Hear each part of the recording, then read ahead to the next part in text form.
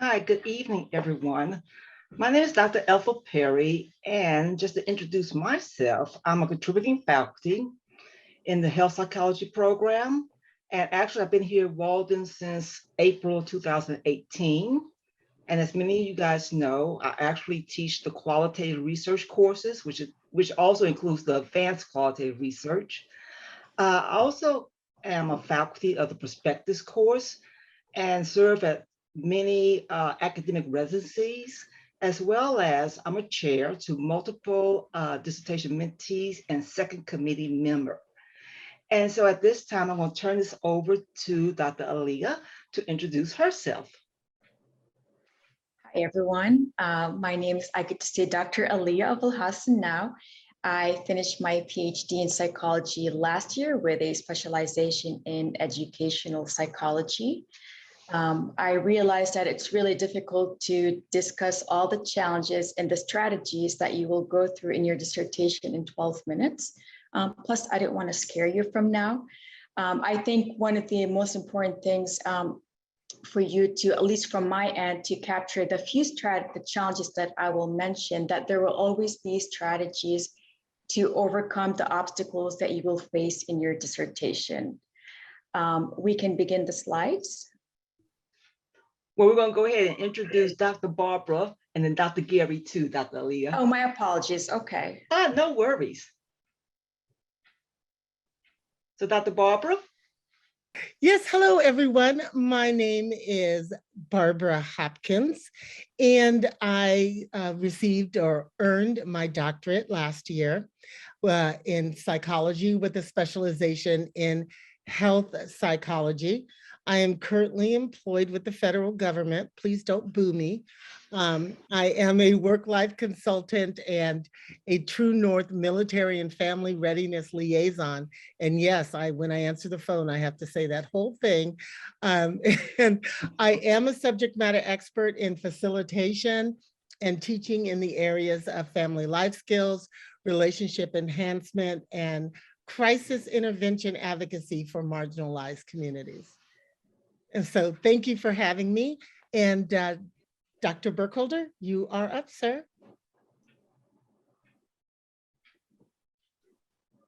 There we go. Yes, my name is Gary Burkholder. I am currently on staff with the Office of Research and Doctoral Services, formerly the CRQ. I have been, and I'm also a senior contributing faculty in psychology. And I've been with Walden since 2001 and have mentored many students over the years, worked with a lot of different kinds of students across different programs. And so hopefully have become fairly familiar with some of the challenges that are experienced both by students and by mentors. So I hope to be a part of this panel and share some of my experience with you. Thank you. Great. Thank you, Dr. Burkholder. And before we begin our panel discussion this evening, we want to find out who is in our audience. So I'm going to launch a poll right now, and when it pops up on your screen, if you could tell us if you are still taking classes, if you're in the prospectus phase in your dissertation, if you're an alumni, or if you are a faculty member. And the responses are coming in. And again, we have almost 50 attendees joining us. It looks like the majority of you are still taking classes, about 67% or 29 individuals. 14% are in the prospectus stage and 14 are in the dissertation stage. So thank you so much for letting us know who is in the audience. That will help our panelists as they answer your questions this evening.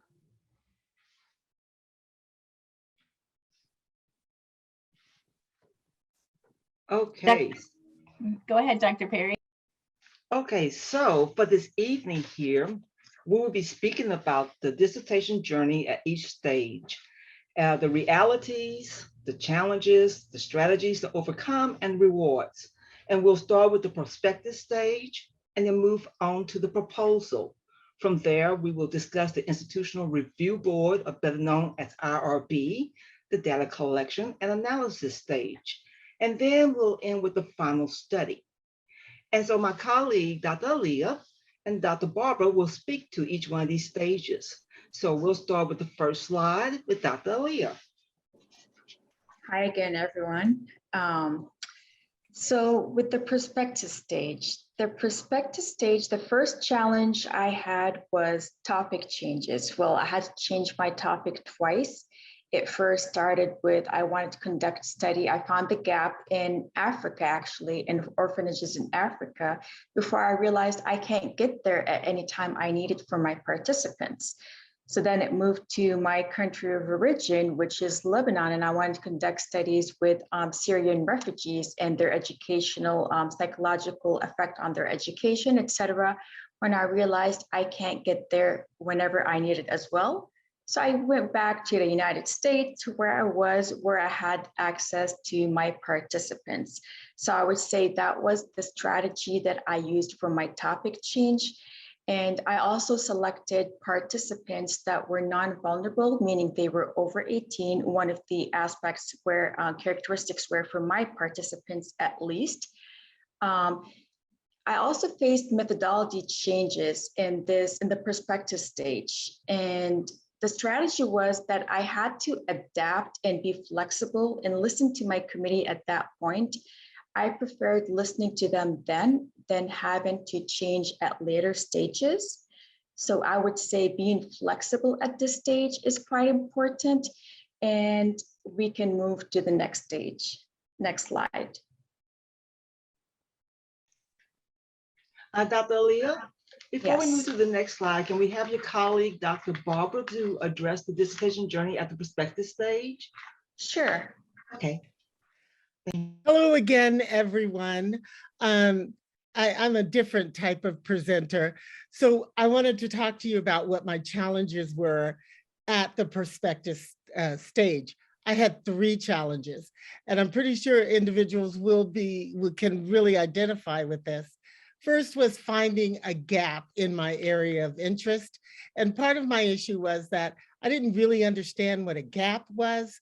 I thought I had to find something that no one else had discovered, which makes no sense because I wouldn't find it in that case. But what I found was that that is not what a gap meant. It just meant that I was simply looking for an area that required further exploration. So the second thing that my biggest challenge was narrowing my perspective, meaning I wanted to take on the entire bisexual domain, which led me to my challenge number 3, which was how was I going to solve the problem and prove bisexuality is a viable sexual orientation. And that is not what we're supposed to be doing in our dissertation, is we're not solving an issue and we're not proving anything is right. We are exploring. So how did I overcome these challenges? Well, 1, I listened to my dissertation committee when they challenged me to look at my own perspective and look at it in an objective view. And then I also really finally sat down and read the Walden Prospectus guidebook. Now, if I had started with that, I would have saved myself weeks. It is a really great guidebook. So if you haven't read it, I highly encourage it. And then I just started utilizing a lot of the resources available for that Walden provided. So those were my challenges and my strategies. Thank you. So we'll move to the next stage. Dr. Aaliyah?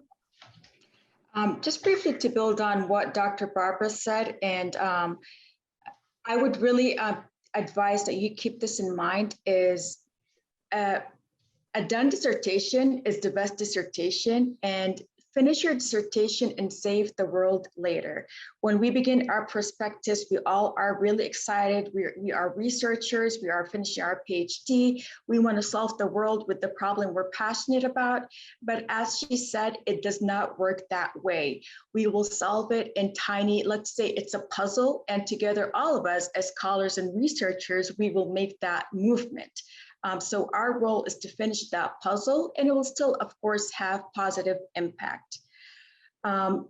I started in this stage, I started my chapter 2.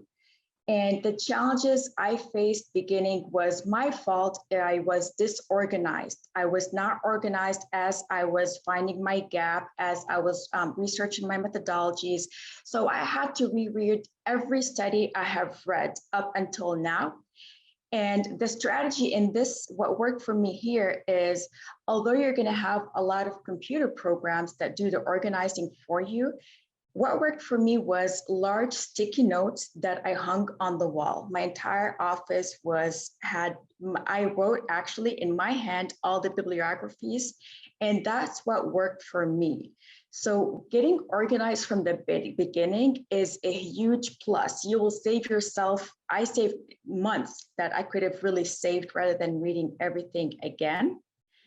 My chapter 3 was when my war began with my dissertation, I can say. My second committee requested a lot of extensive details that were not necessarily in my colleagues' chapter 3. The strategy here was Dr. Perry was indirectly began helping me out. She was my colleague's chair. So a lot of her positive notes, a lot of her, do this, do that, indirectly really helped me. I also, as much as at this point, I thought I understood my methodology, this goes to a whole nother level of having to understand your methodology. You have to know it inside out. You have to know not where you are in the present, but what will happen in the future when you begin collecting data, et cetera. So this is, for me, this was the hardest chapter. It required going a lot of back and forth, but eventually it worked. Again, I had, my chair was very helpful, and I really advise that you meet your colleagues in residencies. They will be very helpful to get you out of each stage, really, whether it's venting, whether it's working together, whether it's strategies that worked for them. So all those together are some of the aspects that worked for me. Dr. Barbara.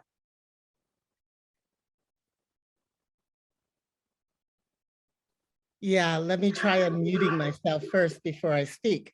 Thank you very much, Dr. Leah. During this phase, I had some challenges. I did. One of the things that I attempted to do first was the chapters in order.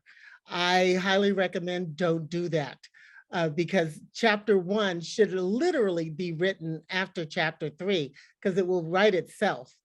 And what I mean by this is with doing the chapter 2 first, I was able to really look at and understand where my direction was going. And that's also where my direction kind of changed. So my challenges during this phase, attempting to complete the chapters in order, also framing the research questions in ways that were not leading or wrought with my own biases, and then choosing the methodology and approach. And then the final one was the theoretical concept. So I wanted to know how individuals who identified as bisexual navigated their world. And in other words, I wanted to know about their lived experiences. So when I tried to introduce my topic first, that's chapter 1, I was really having a rough time with it. So with the recommendation of my dissertation committee, they said, start with chapter 2, start doing the research, start looking at those articles, read those, and as you think of things, write it down right when you're thinking about it. Write. Even don't worry about formatting, just write. And how I got a lot of my articles is that I knew I wanted to do my study on bisexuality. So I used the Walden Library databases and the library services, and I requested that anything that had the word bisexual in it be sent to me. And I also did that with the APA databases and Google search. So I had a plethora of information being sent to me on a weekly basis.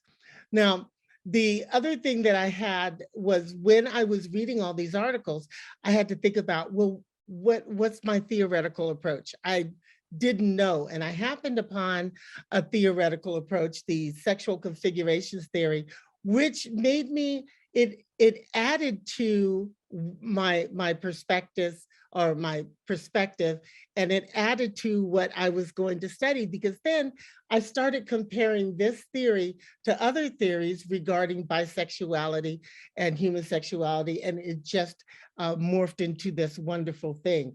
So do a lot of reading, write down what you're thinking as soon as you think about it, just write it down. Doesn't have to be pretty, doesn't have to be formatted.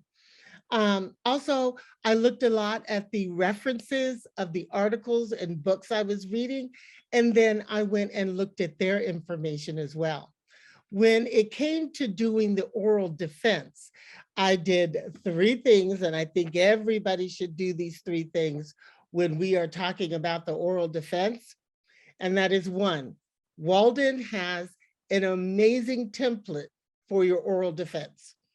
And utilize that template, follow it to a T, and then utilize whatever checklist you're using, the mixed methods, the qualitative or the quantitative, and then write a script as you're doing your PowerPoint and time yourself and then practice.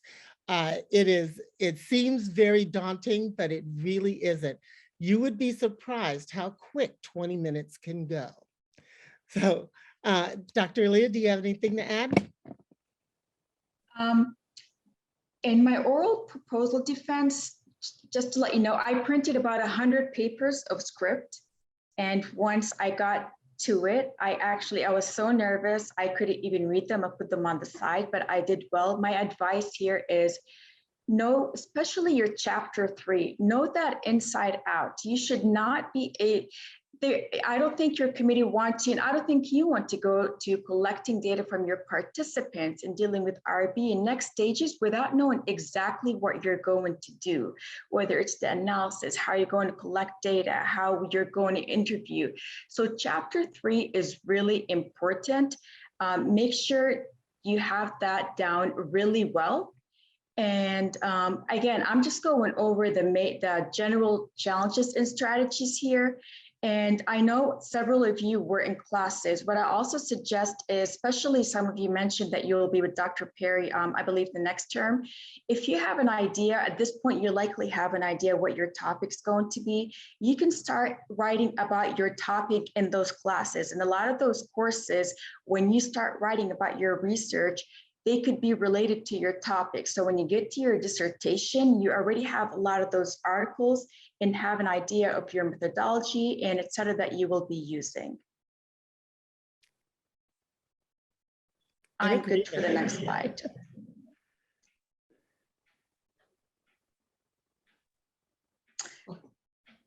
IRB data collection. Well, that's when COVID came in. One of the things that happened here, which wasn't a major challenge, because at this point, I think you have no choice but to adapt to the challenges that you were overcome. It's okay to be upset, to vent, to cry. I cried oceans. But again, this is to let you know that honestly, there are strategies for everything, and you will be presenting here eventually. My method of collecting data was going to be face-to-face, and we were not able to do that with COVID. So I had to find ways that I would collect data, which ended up being on Skype or the phone. So that was okay. IRB, I advise, remember that there's something called IRB hours. It's an excellent service. It's an excellent resource that at any stage, you can go to the IRB office hours and ask any questions that you have. This is before you actually submit. Eventually, you will have to submit a lot of questions, what you will be doing. They want to make sure that everything is ethical, you're doing everything right. But before you even do that, you can use that resource. I also used my colleagues, which was actually Dr. Perry's student.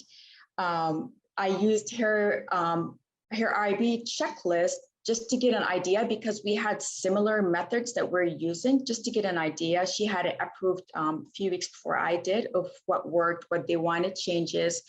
At this point, IB is very helpful. They will be very scary. You'll perceive them as very scary once you get to that point. But honestly, they are very helpful, and they just want to make sure you do everything right. So just listen to their changes. That's what I did, and it worked well. The data collection, I had my participants in a couple months. It was a bit challenging in the beginning. One strategy that really worked for me too, actually, was where the Walden pool. Walden has an excellent resource where they promote your study, and anybody that's interested or knows somebody that would be interested, they can become participants in your study. That was helpful. Also, Instagram, believe it or not, Instagram or Facebook were really helpful for me, especially because you get to hashtag your study, what's related to your study. So those two were very helpful. Analysis stage was the worst stage I had in my dissertation. At this point, long story short, my second committee and I will say and we had combined two methodologies, two analyses to conduct together. We didn't realize until this stage that this author and that author have not really, there were not any authors that used them together. A lot of times, well, all the time in your dissertation, you will have to justify why you use something and how you're applying it. So that took about an extra few months. It was very challenging because there are only one or two other articles that have combined them. So I had, my options were to redo a lot of my dissertation to use only one of the methods, or I had to find a way. This was the most difficult stage. Dr. Perry honestly helped me a lot indirectly in this stage. My chair was very empathizing, but at the end of the day, it was a lot of my second committee's, it was her decision. So what I did was I honestly did a lot of research for a few months, and I actually found a way to combine them, which eventually I was condemned about it with my committee and other Walden members, that I was condemned about about the way I combined them. And I'm actually right now publishing a paper about it, writing a paper about it. So what was really challenging turned out into a victory. Again, remember, there will always be strategies, even if you have to sometimes change something.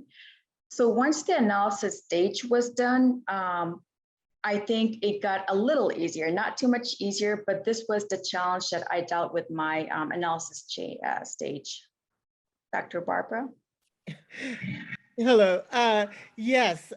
So the IRB, I completely agree with Dr. Aaliyah. Just make sure that you you look at what your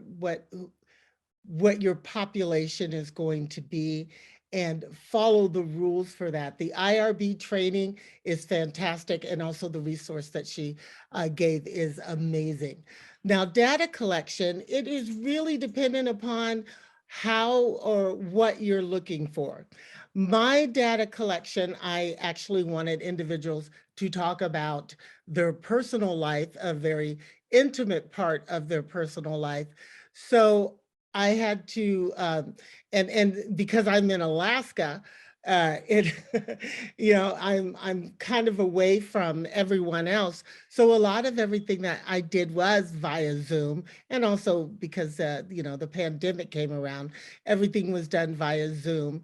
And but I couldn't video record. I could only audio record, which was fine because that was what the IRB approved. And but I was able to have these conversations with individuals, sometimes at 3 o'clock in the morning for me, because it was a time for them, a good time for them. So be flexible in when you're collecting your data, because mine was interviewing, because I wanted to know about the lived experiences of bisexuals. So I used the phenomenological, I can never say that word, approach. Now, during the analysis stage, a lot of individuals like to believe that qualitative is easier than quantitative. Let me tell you, 2 + 2 is always going to equal 4. But what's that? Did somebody say something? Okay. It's like 2 + 2 is always going to equal 4. But if someone says they like something, very subjective on what's the level of like. So sometimes qualitative can be a little bit harder for analysis than quantitative. So, but when the analysis stage is when I discovered other things that ended up being in my final. So, you know, really comb through your data, look at the resources that are available for you to help you comb through your data. There's a lot of there's a lot of free or no cost to the consumer programs that you can utilize for qualitative and quantitative to help you tease out that information. Someone just asked a question. I think we answered that at the end, but I will get to you about that. And we could talk about what some of those things are, but research what you can utilize to help you with that data analysis and tease out things. And one recommendation I really have for individuals who are doing qualitative, it is tedious, but do a manual coding and then compare it to what your whatever software you're using, compare it to that coding as well. Will really help you understand and tease out information. Dr. Aaliyah? The final study, chapter 4 continued being very difficult for me. Again, the methods that I had used did not align. You're going to hear that word alignment a lot in your dissertation. Your research question has to align with the methods. Everything has to align. The way even you word your research question, the way you analyze. Again, at this point, the methods, the data analysis that I had used did not really align. So I continued struggling with how to make them align. And thankfully, I found a way after a long time. My proposal took about a year. Don't let that scare you, but my proposal took, which are chapter 1, 2, 3. Chapter 4, the same strategies that were helpful at that point, continue researching, continue. I had my chair, even my second committee tried to be helpful as much as possible, yet she kept pushing me. Dr. Perry indirectly, my colleagues, a lot of my colleagues, which I will mention in a minute if you would like to join a group that we had started just to be able to help one another. So the challenges were, a lot of it was, how do I report the analysis? How do we report what my participants said? What I mean by that is one of the methods that I had chosen would report it in a certain way and the other would report it in a certain way. So I had to find a way at this point to report them, yet combining them. And thankfully I did. And what that did was we were able to find some results that we would not have been able to find had we not combined them. So that's why my committee encouraged me to write a paper about it, to publish a paper about it. Chapter 5 was basically your interpretation. A lot of chapter 4, what I struggled with as well is I wanted to discuss what I think happened, what I think they said. And a lot of chapter 4 is the analysis. This is the scientific ways that you will learn how to analyze data. It's not so much about us only. So in chapter 5, I got to write how I interpreted the data. It is a little overview of your entire dissertation and what it means. So in your dissertation, a lot of the steps you do now is, what does this mean? How is the social impact? How is the analysis? What does the analysis mean? How does it connect to your research questions? So chapter 5 was, I loved chapter 5. It was fun for me. So chapter 4 and 5, again, the challenges were just, aligning in chapter 4, getting it done. It happened. And chapter 5 was the interpretation. Again, you will face the challenges of each section. You will have to fulfill a checklist. There's a qualitative checklist that you have to check each checklist. It's actually very helpful. It might seem like it's a lot, but it's very helpful. So don't let everything we're saying now be confusing.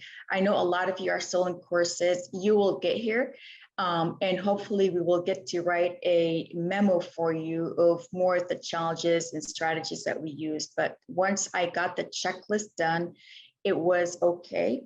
The final oral defense, apparently I did really well. At this point, I knew my study inside out. There was nothing my committee could say that would object what I said, almost, because I really knew my study inside and out right now. I knew every single section of it, inside and out, because I had spent so much time working on it. And the challenges, although there were challenges, but they helped me get to my study on a different level. The strategies, hopefully I'll get to write you again more of the strategies that I used, but the final oral defense was, I did really well with it. And I was done. Dr. Barbara? Yes, and chapter 5 is an exciting time. Yes, for my, I have the same, I have the same experience with chapter 4 as Dr. Aaliyah did, where I kept talking about me and what I thought. And chapter 4 is just about, what did the data tell you? That's it. You're just reporting what the data is saying, which is very interesting because that's how I found a trend and a pattern I was not expecting. And I went, oh, and I got to write about that in chapter 5 because it was something I had not thought about, and then there it was. So it was very, very exciting. Now, the oral defense, I did the same thing I did with the proposal oral defense. I utilized the resources available to me by Walden. I went through the qualitative checklist and I wrote a script and practiced, and then I presented my oral defense. So I was prepared, and you will be too, because you're going to know your dissertation inside and out. You can't help it. And I believe chapters 3 and 4 really put you into knowing your dissertation. So, and that's what I have. Dr. Leah, do you have anything else? I know we're a little behind on time, but a lot of us will feel, at least a lot of, with me and my colleagues, you will feel at one point that your committee does not want you to succeed, they are slowing you down, etc. Just know at the end of the day, your committee wants you to succeed. A lot of the journey, we will be similar, a lot of your colleagues, and just know a lot of students have similar journeys. And some of us have different ones, but just know your committee is out to help you, no matter what you think. Walden has a lot of resources. Please utilize them. A lot of times I did not utilize them until months later when I realized, wow, I could have saved those months. And the strategies, see what works for you, listen to your colleagues, and there will be a lot of strategies to get you through it. We can move to the next slide. Thank you, you guys.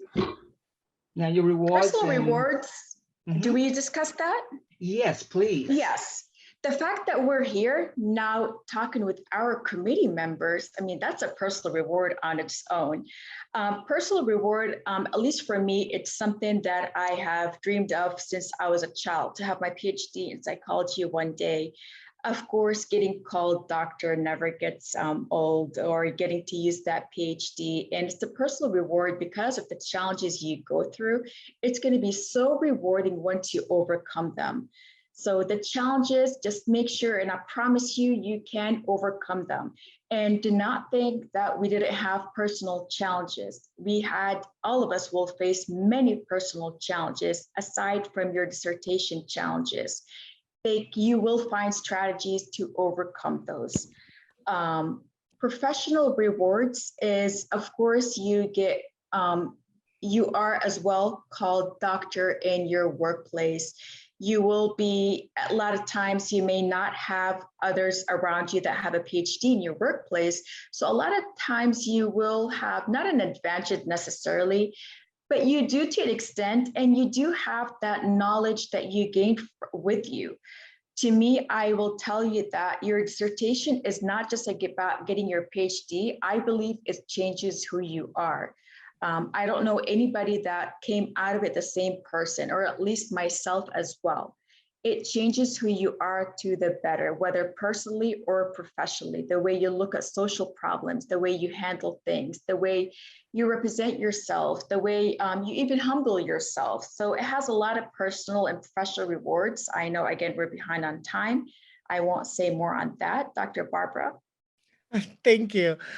Personal rewards, I did it. That's my personal reward. I worked long and hard to during my dissertation journey, because mine was a little bit longer than most people, because I started in 2005. I was at the end of a clinical psychology, just getting started on the dissertation. And then my mother passed. I went into a 9-year depression, and then I got divorced, and then my dog died. My brother died. It was not a good time. So, but despite all of that, I always kept a positive attitude, and I wanted to, so making it was pretty awesome for me. Professional rewards, I don't even know where to begin, but things have gotten rosier, and it's amazing. On December 18th, I could have suggested something at work and people will go, that's just Barb. December 19th, after I earned my PhD, it's like, hey, let's go ask Barb. So it's really kind of interesting how that happens. But the professional awards are great, are really great, but the personal, you can't beat that. So as you're going through your journey, just remember one thing. When you hit that one spot where you're downtrodden, you're like, I'm never gonna finish, and you've got that fear, just remember one thing. When you get past that fear, there's nothing but great things on the other side. Dr. Leah? I would just really quick add that remember your why. You'll hear it a lot, but really remember your why. Remember and feel that emotion of why you wanted to pursue your PhD in the first place. To me, I conducted my study with former homeless participants and about their resilience. So they were actually indirectly a lot of my motivation. And remember, as she said, it's really difficult. And a small percentage of the world have a PhD. And if it was easy, everybody would be doing it. You will become a part of that small percentage, and you will be able to do it. I'm sorry, next slide.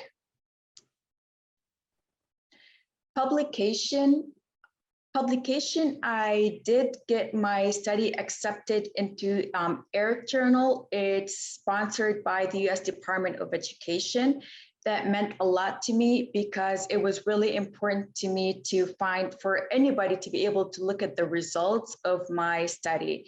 Even with the Walden publication, I have about 70-something downloads on my study right now. So the fact I know that many people here have read it, and that many people here have read it, and I just hope it contributes. I know it's contributing to social change already, and I hope to do more. I did have a slowdown. I had spine surgery, a major one before my final defense. I had brain surgery not long ago, so it slowed down a little bit. But I'm in the middle of working on my publication for the methods that I used, which drove me crazy. Right now, I am writing about them. Job opportunities. I am currently actually overseas, so it's 3 a.m. over here. I'm an educational consultant in a K-12 school. I am actually starting an educational psychology consultancy with Dr. Perry's, with Dr. Wendy. Her and I are actually starting a business together on it. Career growth, you have unlimited opportunities. Once you have a PhD, whether it's in academia or non-academia, there's a lot of career growth. Actually, I was so lost in the beginning of where do I go? And I had to kind of get it grounded of the options that I have and what I want to do. And becoming a researcher was really important to me. And I can tell you that whatever I do now, it's as if, well, I carry Walden with me, whether it's in my workplace, I'm representing Walden, whether it's when I'm writing papers, I'm representing Walden. I have people that ask me more now about where I graduated, how I became that person that I am personally and professionally. So Walden will embed in you a lot of things that you will use in your life, whether during your time at Walden or when you're also done. Dr. Barbara. Yes, publication. I am working on 2 articles right now based off of my dissertation. I have had several individuals who are in the areas of human sexuality and bisexuality have asked for my publication or for my dissertation, so I'm very excited about that. I've never looked to see how many people have downloaded it.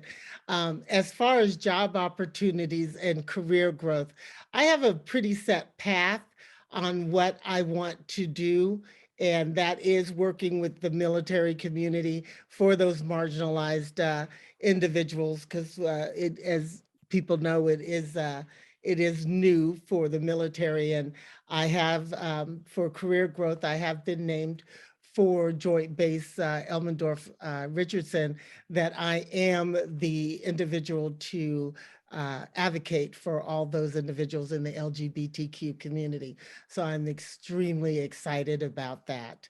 So you have your PhD, you'll get your PhD, and doors open that you never even knew there was a door there.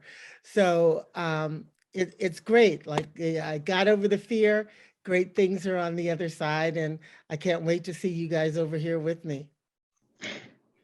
Thank One you. last thing, if I may add, I started a WhatsApp group for PhD Walden students in psychology a few years ago, and it has been so helpful to support one another in any way we can. So I will either share the information in my email if you'd like me to add you, or once we email you more of the in-depth challenges and strategies, I can include it there. Thank you all for being here. Dr. Perry. Thank you. So we have, and being mindful of the time, we have the next slide. So I will not spend a lot of time, and then so next slide, please. So mentoring experience of recent graduates. I'll go ahead and allow my colleague, Dr. Gary, to go first, and I will follow. Okay, great. Thank you. So I just have a couple of things about general support, and then and I'll talk about a few things at each of the stages based on my experience. So just general support. And I'm coming from this from a faculty, but I will try to cast this in a way that works for students. So one of them is that I, as a chair, try to always remember that my students are juggling a lot of responsibilities. And somebody in the chat had mentioned that their spouse took a year off because of a number of different things that were happening personally. And I think that's important that the chair and the student develop the kind of trust relationship where you can share that information, and I can help support the students if they need to take a break, and sometimes that just happens. or also, I'm the one that's going to help prod the students, to try to keep you going. And I'll talk a little bit about, sort of the loss of structure that happens when you get out of coursework. But really, just we all recognize that our students in particular most of them are working and they're juggling an awful lot of responsibilities. And it's my job to help figure out how to get the dissertation to fit into your life. And related to that trusting relationship, you get to know your chair and your chair pretty well. And sometimes the student you're going to go through a bad patch. Sometimes I am as the chair. But developing that relationship, I think, is really important, that learning to work with each other, learning to understand when those things happen, and to develop this kind of give and take relationship that really supports you and helps you to move forward. And then just similar to that is I find that it works best in my committees if we approach this project as a collaboration. So it's not something that I am going to cast the student off and say, you have to do independent research and come back to me when you finish your proposal. But it really is a collaboration. I'm there to support you. And we're not all strong in in every area. Some people are really strong writers. Other people are stronger in methodology. And understanding where those strengths are and the ways that I, as a chair, and also the second committee member, can help collaborate and support you in making sure that you make progress and get the assistance you need in those areas. So it really is a collaboration. And Dr. Barbara, I was the chair of her dissertation and her master's thesis. And so we've been together a long time at Walden. You know that because we don't have master's theses anymore. But I think she could also speak that really it's a collaboration. And Dr. Perry was the second committee member on that committee, and just the way it worked out with our team is we all three met regularly together, going through stuff, and it was a really good experience. So a little bit about resources, and I'm going to just break it down at each of the stage, because every stage presents a slightly different issue. So when you get to the prospectus, for many, this is the very first time that you have had to actually articulate your research question and then articulate your research problem. And the prospectus is going to require you to come up with a coherent idea that is researchable and consistent with the research questions that are in your discipline. So I really get to know the students and really help them to focus on all of these sometimes wild and grand ideas, help them to focus and get that down to a research question that becomes researchable. At the prospectus stage, I also, we have methodology advisors in ORDS who will help with students with alignment. This means that making sure that your research question, your problem statement, the design that you're going to use, the analysis, that they're all consistent and aligned with each other and will be something that you can ultimately research. And that, and sometimes I use that as sort of a second opinion, if you will, with the students, and it just gives them another viewpoint on the same question. Chapter 2 is really tough for a lot of students. I know lots of the students that I mentor, they get into this point and this is the first time they've had to really write in this kind of style. There's many of my students who are clinicians they probably write beautiful clinical reports, or maybe they work in business where they have to write, very specific white papers for their business, but those are all different than academic writing. And so, I try to really help students to orient early how to deal with that aspect of it. And we do, there was some question in the chat. We have what's called CAX courses that can provide students with help on how to approach academic writing and the ways that it's different. So that's something to keep in mind as well. The Writing Center used to also, working with the committee, would do chapter edits to help the students, and I believe that's still a service. So something again to help you with the writing. And Dr. Barbara, she was one of my, what do we call it? Our classic examples of biases and how important it is because, you know, students come in with, they're so passionate. You're all so passionate about the things that you want to research. And, you know, in some ways you have to put up the hands a little bit and say, all right, those are your opinions and those are the things you think. But now how do you turn all of that into a scientific approach to a researchable question? And that is, I have to say, that is probably one of the toughest things that students face. And, you know, as your committee is going to help you and call you out sometimes, and Barbara can probably think of some cases where that happened, you know, where the biases, you know, are really getting in the way. So, so that's a big thing about chapter 2. Chapter 3, this is tough for some students. Again, this is pulling everything that you had in your research design, statistics or qualitative analysis courses. You know, sometimes you say, oh, it took them a long time ago, I forgot. It's amazing. Students actually remember more than they think they do when it comes to design, but it's still a tough chapter to put together.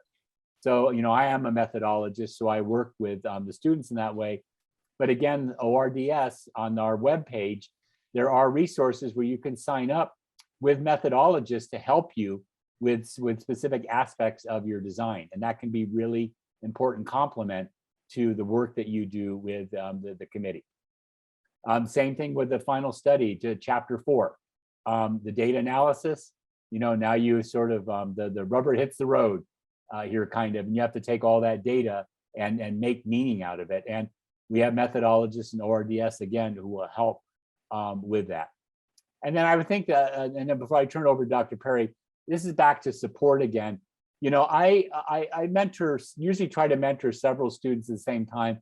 We're all in the Blackboard classroom, but I find that, and maybe that's a reflection on me, that my students don't necessarily collaborate with each other in the classroom because many of them are at very different stages.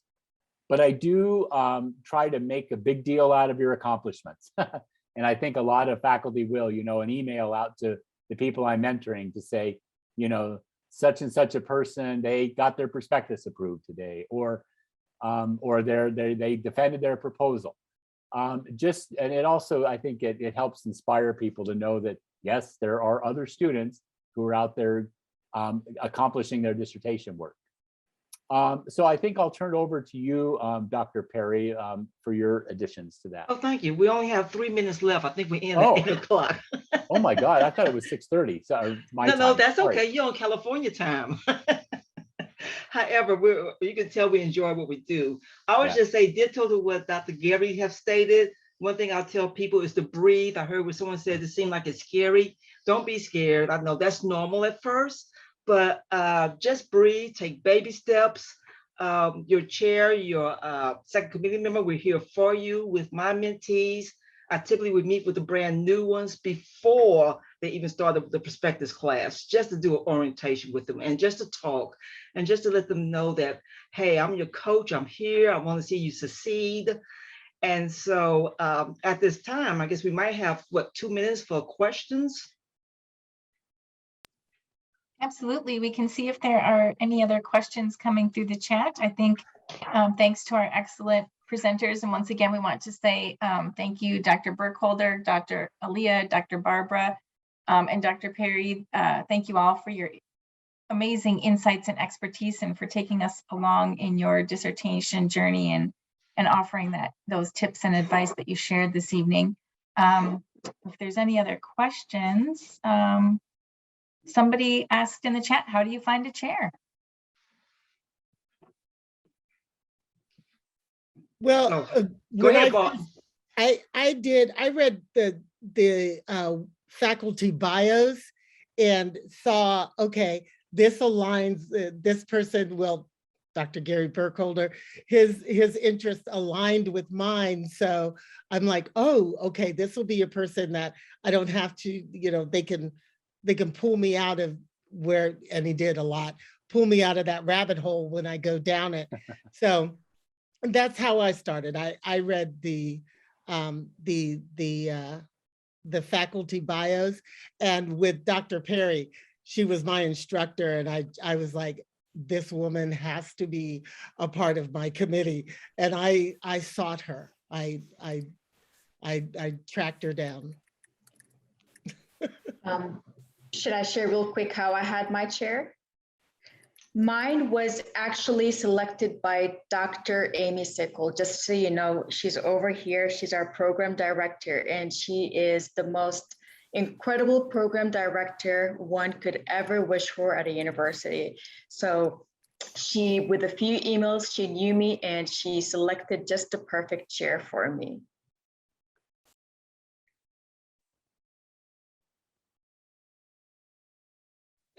Anything else? When I don't see too many other questions coming in the chat, I know that we will be sharing some of the resources that we mentioned in the chat, some of the resources that our panelists mentioned, and we will send you those links along with the session recording next week. So if you can watch your email that you use to register for the webinar, you'll get access to the recording and the links to be able to look up those resources. We'll also send you a certificate of attendance for the webinar. And be sure to be on the lookout for other webinars. We do these webinars for psychology on the first Wednesday of every month. And just watch your email, and we hope to see you again soon. Any other last thoughts, Dr. Perry? Yes, one last thought is that be kind to yourself, stay encouraged. You can do this. You can do this. It's not impossible. It is possible. Yes. And engage in self-care. If you need to take a break, take a break. You can step away from your dissertation for a week or so and then come back to it, but take care of yourself. Dr. Gary? No, I'm all set. Thanks. Any encouraging words? Any last words? I would say celebrate your small wins, even if it's a small accomplishment throughout your dissertation that you accomplish, whether it's something as you finished a certain half a chapter or you have some alignment done. Celebrate the small wins. As she said, you will need that self-care and then keep going. Just keep going. You've got this, and we are here to help in any way we can, whether it's the alumni, your Walden faculty, everybody's here to support you. And I believe, and I know so does everybody else, that you've got this.